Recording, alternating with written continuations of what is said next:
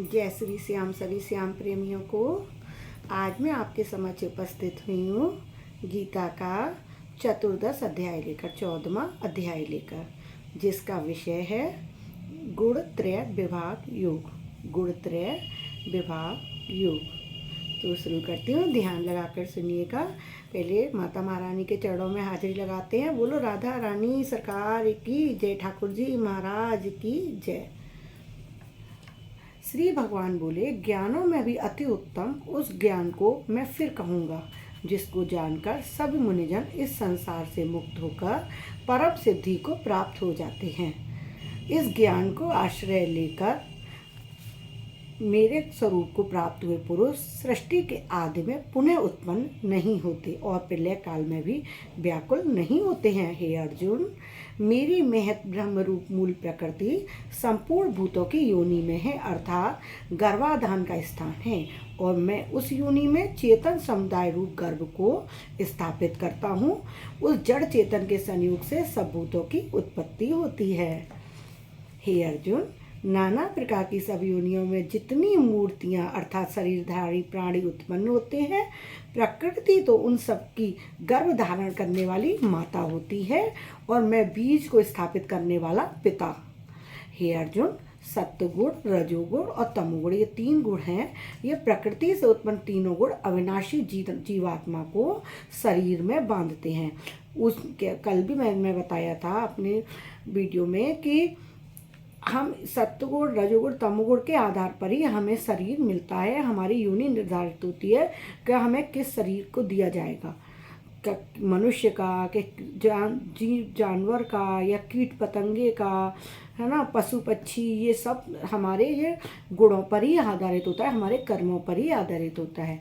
हे निष्पाप, उन तीनों गुणों में सत्वगुण तो निर्मल होने के कारण प्रकाश करने वाला और विकार रहित है। वह सुख के संबंध से और ज्ञान के संबंध से अर्थात उसके अभिमान से बांधता है। हे अर्जुन, राग गुण, रजोगुण को कामना और आसक्ति से उत्पन्न जान। वह इस जीवात्मा को कर्मों के और उनके फल के संबंध से बांधता है। हे अर्जुन, सब देहाभिमानियों को मोहित करने वाले तमोगुण को तो अज्ञान से ही उत्पन्न हुआ जान। वह इस जीवात्मा को प्रमाद, आलस्य और निद्रा के द्वारा बांधता है। हे अर्जुन, सत्वगुण सुख में लगाता है और रजोगुण कर्म में, और तमोगुण तो ज्ञान को भी ढककर प्रमाद में ही लगाता है। यहाँ प्रमाद से हमारा क्या तात्पर्य है, उसका आशय समझना जरूरी है। प्रमाद इंद्रियों और अंतःकरण की व्यर्थ चेष्टाओं का नाम है। इंद्रिय और अंतःकरण की व्यर्थ चेष्टाएं जो होती हैं, बेकार की कार्य होते हैं, उनका नाम प्रमाद है, तो उसमें लगाता है। हे अर्जुन, रजोगुण और तमोगुण को दबाकर सत्वगुण और तमोगुण को दबाकर रजोगुण, वैसे ही सत्वगुण और रजोगुण को दबाकर तमोगुण होता है अर्थात बढ़ता है। जिस समय इस देह में तथा अंतःकरण और इंद्रियों में चेतनता और विवेक शक्ति उत्पन्न होती है, उस समय ऐसा जानना चाहिए कि सत्वगुण बढ़ा है। जब आप भगवत कीर्तन करते रहें, सतमार्ग पे चलें, मंदिर जाएं, सत्संग सुने, अच्छे अपनी आँखों से अच्छा सब देखें, जिह्वा से अच्छा काम करें, बोलें, है ना, अच्छा नाम लें, हाथों से अच्छा दान करें, अपने पैरों को भी अच्छी जगह ही लेकर जाएं, कहीं बुरे कामों की तरफ नहीं, तो ये मानो कि आपका सत्वगुण बढ़ रहा है। और सत्वगुण बढ़ेगा तो आपका दूसरा जन्म स्वयं ही अच्छा होता चला जाएगा। आप इस जन्म में अच्छा करो, आप अगले जन्म की बस चिंता छोड़ दो, फिर तो भगवान आपको परमागति देंगे और बहुत ही अच्छा आपके जीवन में सब होगा। हे अर्जुन, रजोगुण के बढ़ने पर लोभ प्रवृत्ति, स्वार्थ बुद्धि से कर्मों का सकाम भाव से आरंभ, अशांति और विषय भोगों की लालसा, ये सब उत्पन्न होते हैं। हे अर्जुन, तमोगुण के बढ़ने पर अंतःकरण और इंद्रियों में अप्रकाश, कर्तव्य कर्मों में अप्रवृत्ति और प्रमाद अर्थात व्यर्थ चेष्टा और निद्रादि अंतःकरण की मोहिनी वृत्तियाँ, ये सभी उत्पन्न होती हैं। जब यह मनुष्य सत्वगुण की वृद्धि में मृत्यु को प्राप्त होता है, तब तो उत्तम कर्म करने वालों के निर्मल दिव्य स्वर्ग आदि लोगों को ही प्राप्त करता है। रजोगुण के बढ़ने पर मृत्यु को प्राप्त होकर कर्मों की आसक्ति वाले मनुष्यों में उत्पन्न होता है तथा तमोगुण के बढ़ने पर मरा हुआ मनुष्य कीट पशु आदि मूढ़ योनियों में उत्पन्न होता है। श्रेष्ठ कर्म का तो सात्विक अर्थात सुख ज्ञान और वैराग्य आदि निर्मल फल कहा है। राजस कर्म का फल दुख एवं तामस कर्म का फल अज्ञान होता है। सत्वगुण से ज्ञान उत्पन्न होता है और रजोगुण से निस्संदेह लोभ और तमोगुण से मोह उत्पन्न होता है और अज्ञान होता है। सत्वगुण में स्थित पुरुष स्वर्ग आदि उच्च लोगों को जाते हैं। अभी मैंने बोला ना, अच्छे कर्म करोगे, सत्वगुण बढ़ रहा है तो आपकी परमागति होना निश्चित है। रजोगुण जब उपस्थित होगा राजस पुरुष के मध्य में तो मनुष्य लोक में ही रहते हैं, अर्थात हमें मृत्यु लोक में ही आना पड़ेगा। और जब तमोगुण हमारा बढ़ेगा तो हमारे निद्रा प्रमाद आलस्य आदि बढ़ेंगे और तामस पुरुष की अधोगति अर्थात उसका जो दूसरा जीवन है वो किस योनि में होता है, कीट पशु आदि नीच योनियों को तथा नरक को प्राप्त होते। इसलिए हमें तामस से बचना है, कुछ भी गलत काम करने से, तामसी प्रवृत्तियों से हमेशा बच के चलना है। भगवत की सत्संग को ही अपनाना है, तभी हमारी जीवन का सार्थक हो सकता है आना। जिस समय दृष्टा तीनों गुणों के अतिरिक्त अन्य किसी कर्ता को नहीं देखता और तीनों गुणों से अत्यंत परे सच्चिदानंद घन स्वरूप मुझ परमात्मा को तत्व से जानता है, उस समय वह मेरे स्वरूप को ही प्राप्त होता है। यह पुरुष शरीर की उत्पत्ति के कारण स्वरूप इन तीनों गुणों का उल्लंघन करके जन्म मृत्यु वृद्धावस्था सब प्रकार के दुखों से मुक्त हुआ परमानंद को प्राप्त हो जाता है। जय श्री हरि। अर्जुन बोले, इन तीनों गुणों से अतीत पुरुष किन किन लक्षणों से युक्त होता है और किस प्रकार के आचरणों वाला होता है, तथा हे प्रभु मनुष्य किस उपाय से इन तीनों गुणों से अतीत होता है, ये भी मुझे बताइए।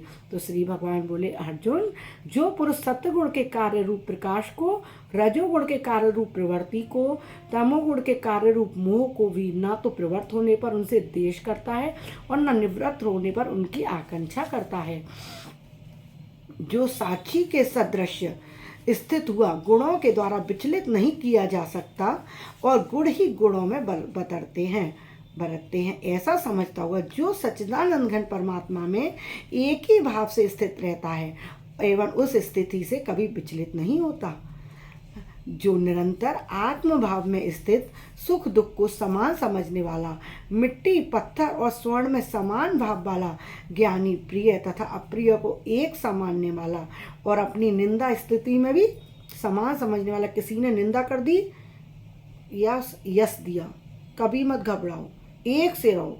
लाभ हुआ या हानि हुई, मत घबराओ, एक से रहो।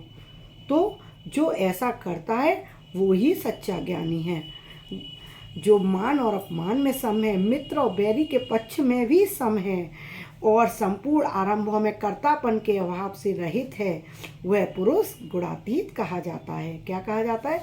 गुणों से भरा हुआ सागर गुणातीत कहा जाता है।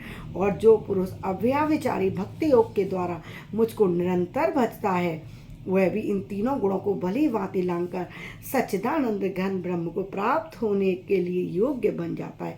वो बांके बिहारी लाल की जय, क्योंकि उस अविनाशी पर ब्रह्म का और अमृत का नित्य धर्म का अखंड एक रस आनंद का आश्रय भगवान कहते हैं मैं स्वयं हूँ। तो हमें इस अध्याय से ये ज्ञान प्राप्त होता है कि हमें अपने आप को सतमार्ग पर ही चलाना है। कितना भी कोई हमें मोह दे, लोभ दे, हमें अपने आप को उन विरुद्ध परिस्थितियों में लेकर नहीं जाना है। अपना आज तो हम बिगाड़ ही रहे हैं, हम अपना कल भी बिगाड़ेंगे, क्योंकि हमारा जो दूसरा जन्म भी होगा वो हमारे आज के कर्मों के आधार पर ही होगा। तो इसलिए हमें अपना अगला जन्म सुधारने के लिए इस जन्म में हमें अभ्यास करना है।